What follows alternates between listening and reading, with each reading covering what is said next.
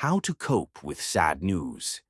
Sad news is something we all face. A loss, a disappointment, or a painful truth can shake our world. But what if you could face that pain with strength, clarity, and peace? This is where Stoic wisdom shines. The Stoics believed we cannot control what happens to us, only how we respond. Epictetus said, "It's not what happens to you, but how you react to it that matters." When you receive sad news, pause. Let yourself feel the emotion, but don't let it dominate you. Ask yourself, is this within my control? If it's not, release it. Marcus Aurelius, Roman emperor and Stoic philosopher, wrote, "Accept everything which happens, even if it seems disagreeable, because it leads to the health of the universe." Sadness is a signal. It means you care.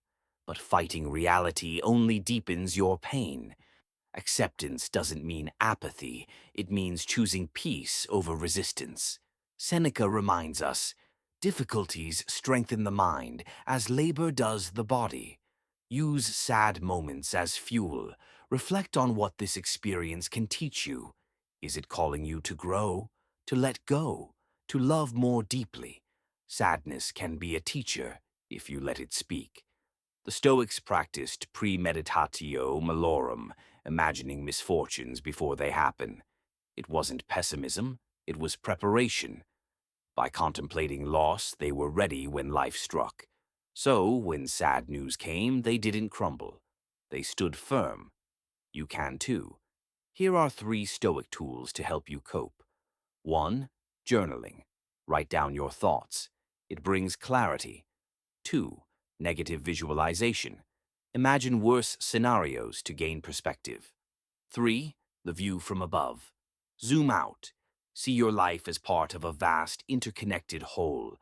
Sad news is a part of life, but suffering isn't the only response.